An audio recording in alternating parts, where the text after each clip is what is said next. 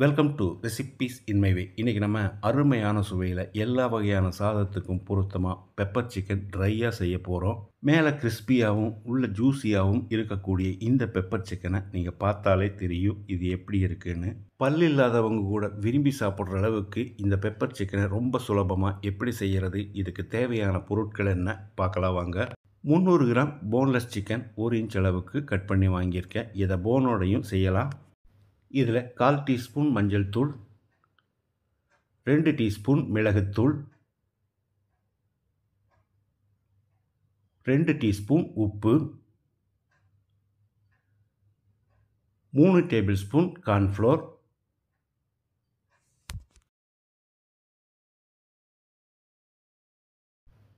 2 tablespoon maida, 1 tablespoon இஞ்சி பூண்டு விழுது, 1 டீஸ்பூன் மிளகாய்த்தூள், ஒரு முட்டையையும் உடைச்சி ஊற்றிக்கலாம். 2 டீஸ்பூன் அளவுக்கு எலுமிச்சம்பழ சாறு சேர்ந்து நல்லா மசாலா பிடிக்கிற மாதிரி கலந்து வச்சுருக்கேன். இது ஒரு அரை மணி நேரம் மேரினேட் ஆகட்டும், மூடி வச்சிடலாம். நான் ஏற்கனவே எண்ணெய் காய வச்சுருக்கேன். அதுவும் அளவான சூட்டில் தான் இருக்கும். எண்ணெய் கொதிக்கிற அளவுக்கு காய விட்டுறாதீங்க. சிக்கன் மிருதுவாக இருக்கணும்னா அளவான சூட்டில் தான் எண்ணெய் காஞ்சிருக்கணும். இதில் நான் பாதி அளவு போட்டிருக்கேன். 1 நிமிஷம் வேகட்டும். அதுக்கு பிறகு ஒன்றோட ஒன்று ஒட்டி இருந்தால் பிரித்து விட்டுறலாம். அளவான தீயிலேயே ஒரு 3-4 நிமிஷம் வேகட்டும்.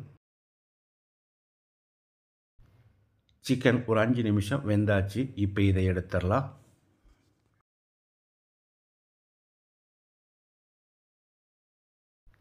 இதே மாதிரி மீதி இருக்கிறதையும் பொரிச்சு எடுத்து வச்சுருக்கேன்.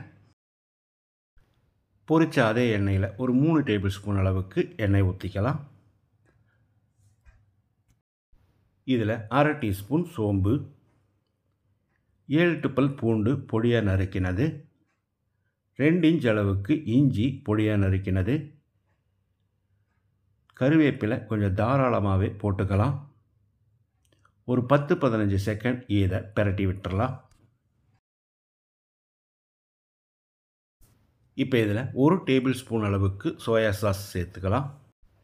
சோயா சாஸ் ஊற்றி ஒரு 10 செகண்ட் கலந்து விட்டுறலாம்.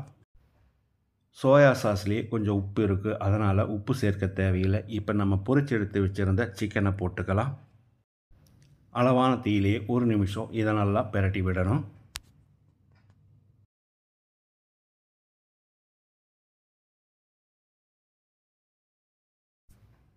இப்போ இதில் நான் 1 டேபிள் ஸ்பூன் அளவுக்கு மிளகுத்தூள் சேர்க்கிறேன். நீங்கள் தேவையான அளவுக்கு சேர்த்துக்கோங்க. இது கரெக்டான காரத்தில் இருக்கும்.